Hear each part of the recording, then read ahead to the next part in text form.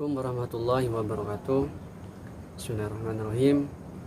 Kali ini saya akan menanggapi mengenai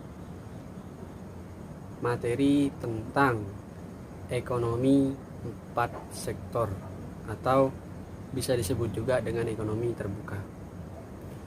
Perlu kita ketahui bahwasanya teori ekonomi 4 sektor pengertiannya ialah ekonomi suatu negara yang terlibat luas dalam perdagangan antar negara, di mana dalam ekonomi 4 sektor unsur-unsur atau komponen yang ada di dalamnya meliputi produsen atau perusahaan, konsumen atau rumah tangga,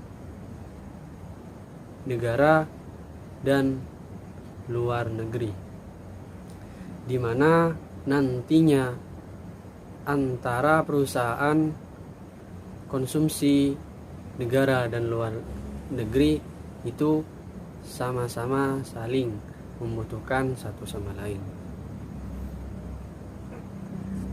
Terkait dengan konsekuensi dari perekonomian 4 sektor atau perekonomian terbuka, ini seperti permintaan dalam negeri dan juga permintaan dari luar negeri, di mana nantinya permintaan dari luar negeri sering kita ketahui bahwasanya permintaan dari luar negeri akan terjadi tatkala negara tersebut tidak dapat memenuhi kebutuhannya.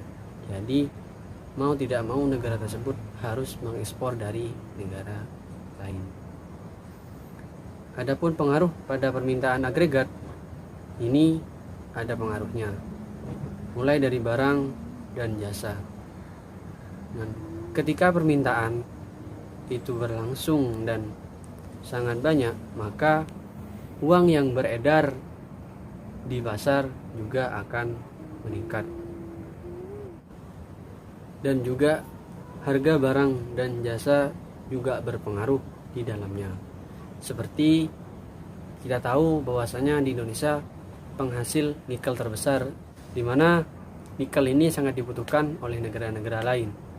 Jadi negara lain yang membutuhkan terhadap nikel akan mengimpor nikel dari negara kita.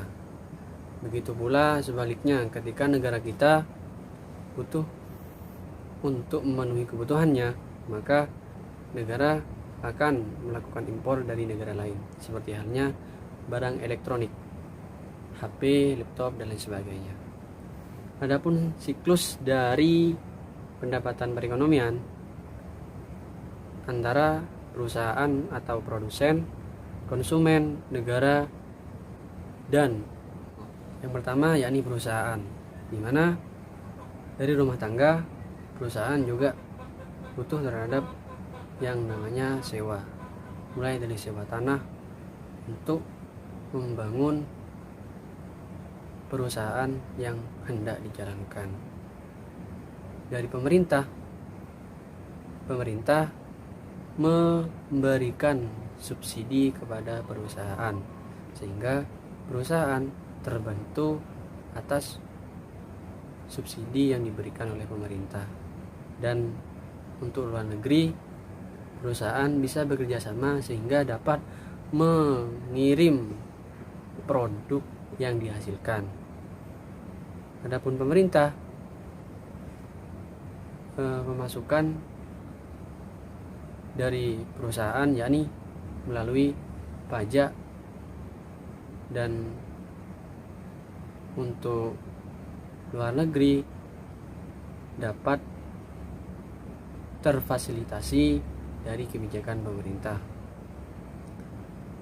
Dan untuk rumah tangga atau konsumen juga dikenai pajak konsumsi. Perekonomian terbuka yakni dari segi impor. Apa yang kita ketahui dengan impor? Impor ialah pembelian dan pemasukan barang dari luar negeri untuk memenuhi keperluan atau dipasarkan di dalam negeri. Adapun manfaat dari impor, yakni satu, memperoleh barang yang tidak dihasilkan di negaranya sehingga dapat terpenuhi kebutuhannya melalui impor. Yang kedua, dapat memenuhi kebutuhan. Yang ketiga, memperoleh tenaga kerja modern. Dan yang terakhir, memperoleh bahan baku. Adapun perekonomian terbuka, yakni ekspor, ialah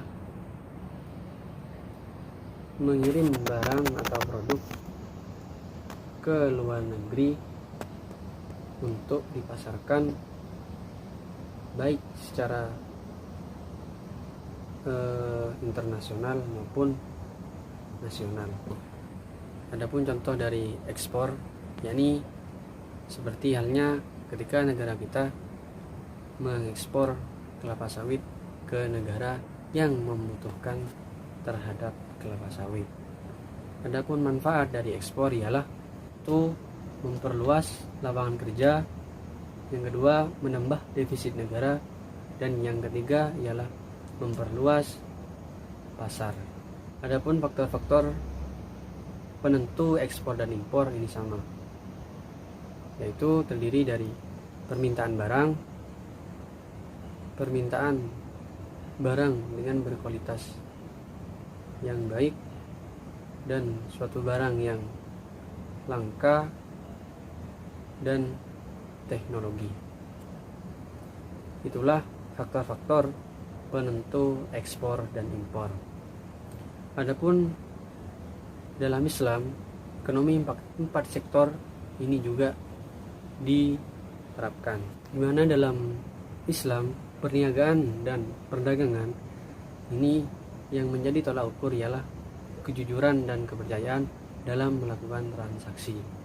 Dan juga Islam pun juga menyinggung terkait dengan pasar internasional.